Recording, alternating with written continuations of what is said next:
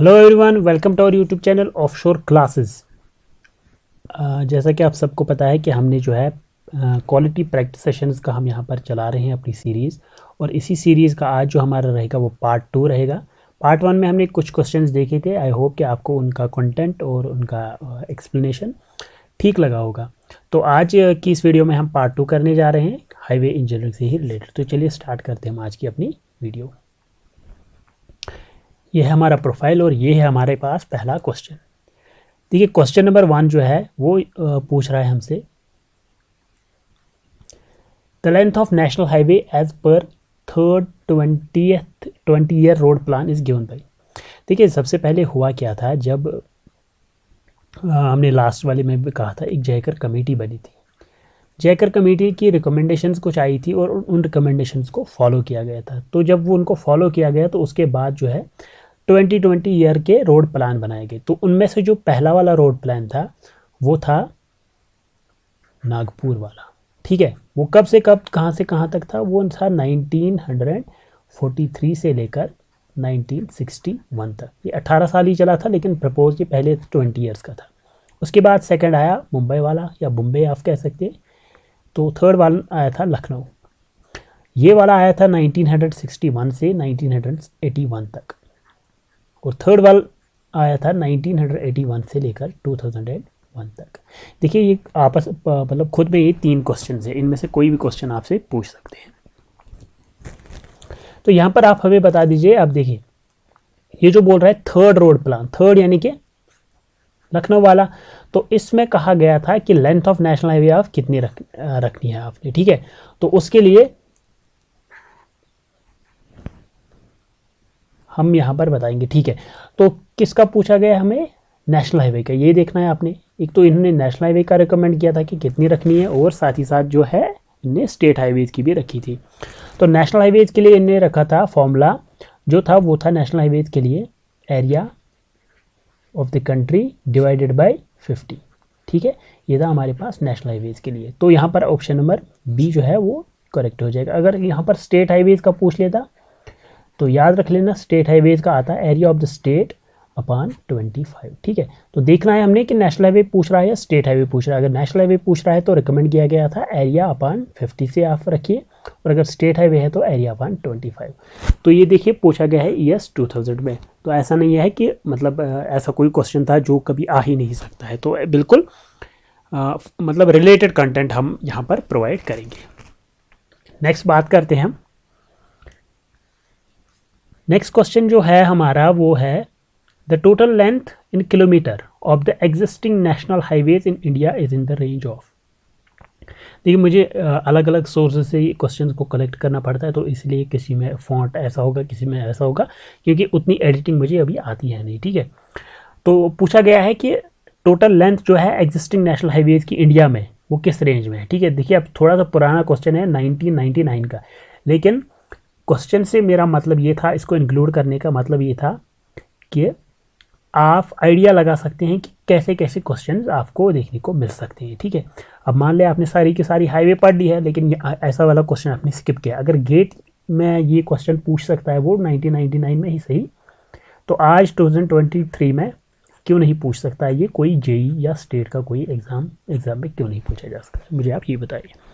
इसका तो आएगा फिलहाल के लिए मैं आपको बता दूं 65,000, लेकिन अभी के लिए ये क्वेश्चन इररेलेवेंट है, क्योंकि 99 से तो 24 ईयर्स हो गए अब। ठीक है, तो डाटा बहुत इररेलेवेंट है यहाँ पर, इसलिए इसको छोड़ देते हैं हम। लेकिन अगर आज की टाइम की बात करें, मतलब आज का पूछा जाए, टुडे की बात करें हम, तब क्या आंसर आएगा? ठीक है, तो अप्रॉक्सीमेटली आप मान के चलिए अभी के लिए जो नेशनल हाईवेज की लेंथ है इंडिया में वो है 1,51,000 किलोमीटर्स। अच्छा क्वेश्चन है, आ सकता है। और साथ ही साथ अगर हम एक्सप्रेसवेज की बात करें तो एक्सप्रेसवेज की जो लेंथ है प्रेजेंटली वो है 1728 किलोमीटर्स, ओनली दिस मच। ठीक है, एक्सप्रेसवेज में हम बहुत पीछे हैं, लेकिन साथ ही साथ अंडर कंस्ट्रक्शन बहुत सारे एक्सप्रेसवेज हैं। ठीक है, तो अगर हम अंडर कंस्ट्रक्शन वालों की बात करें तो वो बहुत ज़्यादा नंबर में है, यानी कि अगले आप मान के चलिए 5 साल में जो है ये एक्सप्रेसवेज का नंबर बहुत ऊपर जाएगा। अंडर कंस्ट्रक्शन जो अगर हम यहाँ पर बात करें वो कितने हैं अभी, वो है 10,650 किलोमीटर्स। तो यानी कि अगले 5 सालों में भी ये ऑलमोस्ट 12,000 के पार हो जाएगा। ठीक है, तो ये अच्छा क्वेश्चन है। मुझे लगा था मतलब मैं स्किप कर सकता था इस क्वेश्चन को क्योंकि बहुत पुराना डाटा था, लेकिन मुझे लगा कि नहीं, अगर प्रेजेंट का पूछ लिया जाए तब प्रॉब्लम हो सकती है आपको, इसलिए इस क्वेश्चन को भी आप अपने नोट्स में ऐड ज़रूर कीजिएगा। और साथ ही साथ आप क्या कीजिएगा, जो अभी आपके नोट्स बने होंगे ऑलरेडी, तो उनमें अगर आपको भी कोई भी MCQs में कोई भी अच्छा क्वेश्चन लगता है, कोई भी एक्स्ट्रा पॉइंट लगता है, तो उनको आप सेपरेट से नोट करते जाइए, वहीं पर ऐड ऑन करते जाइए, ताकि आपको जो है प्रॉब्लम ना हो। नेक्स्ट पे बात करते हैं हम,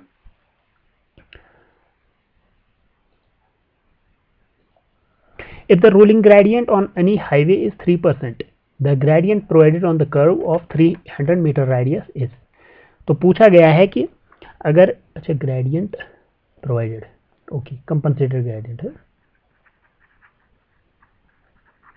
अगर रूलिंग ग्रेडियंट किसी भी हाईवे पे जो है वो है 3%, तो हमें बता दीजिए कि ग्रेडियंट कंपनसेटेड ग्रेडियंट कितना है, TED। ठीक है, कंपनसेटेड ग्रेडियंट और कर्व का रेडियस आपको 300 मीटर दिया गया है।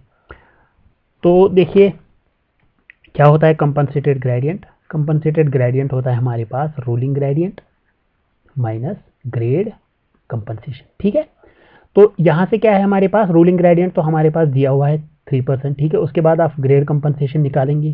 ग्रेड कंपनसेशन की अपनी फॉर्मूला है 30 + R अपान R, या तो है और 75 डिवाइडेड बाई R। ठीक है, ये दो आप लगाएंगे, इनमें से जो भी मिनिमम होगा तो यहाँ से आपका आंसर आ जाएगा। लेकिन एक कैच है इस क्वेश्चन में। कैच क्या है, अब यहाँ पर बोला गया है कि रोलिंग ग्रेडियंट जो है वो 3% है। ठीक है, तो आपने जब ये क्वेश्चन किया होगा या कंसेप्ट समझा होगा तो उस टाइम आपने नोट किया होगा कि अगर आपका ग्रेडियंट जो है, अगर ग्रेडियंट आपका लेस देन 4% है, ठीक है, अगर ये 4% से कम है तो आपको ग्रेड कंपनसेशन प्रोवाइड करने की ज़रूरत ही नहीं है। तो यही कैच था इसमें कि यहाँ पर जो डाटा दिया गया था वो 3% से लेस है, रूलिंग ग्रेडियंट जो है वो 3% से कम है, यानी कि 4% से कम है, वो 3 ही % है। तो हमारे पास आंसर सीधा का सीधा आ जाता 3 ही। ठीक है, उम्मीद करता हूँ आपको कैच समझ आया होगा क्या आता। अगर मान ले आप रूलिंग ग्रेडियंट यहाँ पर 3 की जगह ये 5% देता या 6% देता, तब आप इस फॉर्मूला से आप ये निकाल सकते थे। ठीक है, नेक्स्ट पे चलते हैं हम। देखिए एक और थोड़ा बहुत हट के आज मैंने क्वेश्चन रखे हैं समझाने के लिए। अब क्या है यहाँ पर, PMGSY एक गवर्नमेंट ऑफ इंडिया की एक स्कीम लॉन्च की गई थी। इसमें इसका टारगेट था कि जो भी रूरल एरियाज हैं PMGSY में, रूरल एरियाज को इनने टारगेट किया था कि उनको जो है मेन रोड्स के साथ कनेक्ट करना है। ठीक है, अब इनने कुछ प्लान बनाया था। अब ये PMGSY जो है लॉन्च हुई थी 2000 में। अब देखिए आप किस डिपार्टमेंट में चलने मतलब जा रहे हैं आगे, जो भी सिलेक्ट होगा। आर एंड बी में एक विंग है इनकी। ठीक है, सब क्या बोलते हैं इसको, PMGSY। ठीक है, तो अब आप मान के चलिए PMGSY मतलब के डिपार्टमेंट में आप जा रहे हो और आपको ये नहीं पता कि PMGSY कब आया था। मतलब एक अच्छा क्वेश्चन है, आने के भरपूर चांसेस है कि PMGSY का आप हमें बता दीजिए। जैसे कि आपने लास्ट टाइम देखा था कि रेलवे से पूछा गया था आपको पहली रेल कब चली थी, किस और किस स्टेशन के दरमियान चली थी। तो ऐसे ऐसे क्वेश्चन आने की बिल्कुल प्रोबेबिलिटी होती है। ठीक है, तो यहाँ पर एक क्वेश्चन आप हमेशा याद रखिएगा, मतलब यहाँ पर नोट कीजिएगा PMGSY कब लॉन्च किया गया था, 2000 में। अब इसकी बताइए कि एम क्या था। एम था इसका कि रूरल कनेक्टिविटी, जो थोड़े बहुत रूरल एरियाज हैं तो उनको ऑल वेदर रोड्स के साथ हमने कनेक्ट करना है। ठीक है, ठीक है, तो अब कहा गया था इसमें एम जो रखी गई थी या टारगेट जो रखा गया था कि अगर किसी भी एरिया की पॉपुलेशन 500 से ज़्यादा है तो उनको हम मेन वेदर या ऑल वेदर रोड्स के साथ कनेक्ट कर लेंगे। कब तक, मतलब किस ईयर तक इनने ये टारगेट रखा था। 2000 में तो लॉन्च हुआ था, तो कितने साल में इनने रखा था कि ये हमने करना है। तो पूछा गया था गेट 2005 में। अगर किसी को लगता है कि ऐसे क्वेश्चन थोड़ी आएंगे तो वो साथ में जो है यहाँ पर स्टार मार्क देख ले कि ये गेट में पूछा गया है। तो बिल्कुल चांसेस हैं किसी भी एग्जाम में ये पूछा जा सकता है। तो यहाँ पर हम देख सकते हैं कि कब तक वो रखा गया था, वो रखा गया था 2007 तक। ठीक है, यानी कि 7 साल में रखा गया था कि सभी वो एरियाज जिनकी पॉपुलेशन जो है 500 से ज़्यादा है उनको हम ऑल वेदर रोड से कनेक्ट कर लेंगे। तो नेक्स्ट चलते हैं हम। नेक्स्ट हमारा जो है वो है ऑफ ट्रैकिंग। न्यूमेरिकल है थोड़ा सा, ठीक है। The of tracking distance for a vehicle with wheel base equal to 6.5 metre while negotiating a curve path with a mean radius of 125 metre is. SSC का पूछा गया वो क्वेश्चन है, तो देखते हैं क्या है यहाँ पर। देखिए अगर हम बात करें, ये आपकी कार है, ठीक है, ये चल रही है, इसके ऐसे व्हील है। अगर स्ट्रेट रोड है हमारा, तो ये इसका एक, ये इसकी 4 व्हील्स हो गए, ठीक है, तो सीधे चलेगी। लेकिन अगर अब जो है कहीं पर कर्व आ गई, समझिएगा मेरी बात को। अब ये व्हील, ये वाले फ्रंट दो अगर यहाँ से चलेंगे ना कर्व पे, यहाँ से, ठीक है, ये दो चल रहे हैं, तो बैक दो जो है ये इसी ट्रैक को फॉलो नहीं करेंगे, ठीक है। यानी कि जो फ्रंट वाले 2 व्हील्स होंगे उनकी ट्रैक लाइन जो है वो अलग होगी और बैक वाले जो है वो अलग से चलेंगे, ठीक है। समझ पा रहे हो आप? थोड़ा सा आप बना देते हैं, यहाँ पर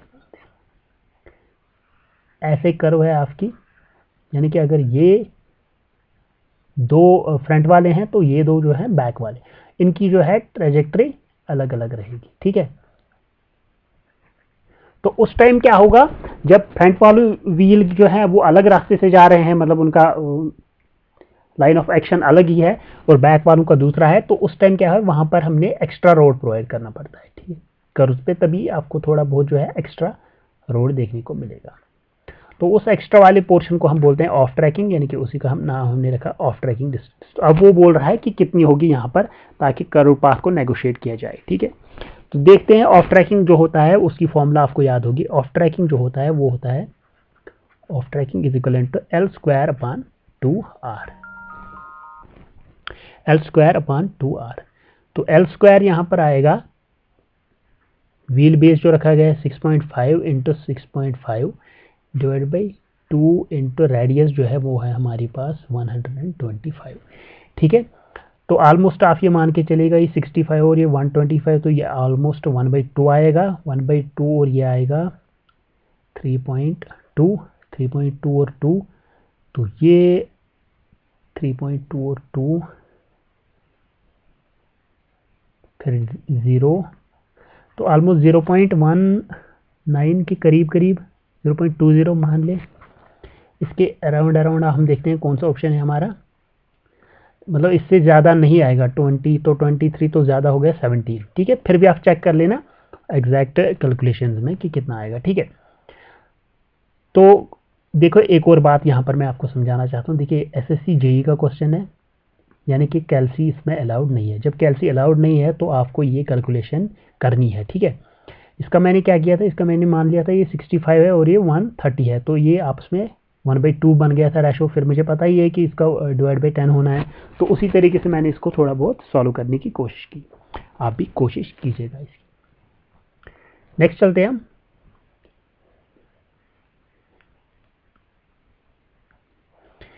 A vertical curve is formed at the intersection of a 3 degree up gradient and 5 degree या 5% डाउन ग्रेडियंट, ठीक है। तो एक वर्टिकल कर्व बन रही है हमारे पास।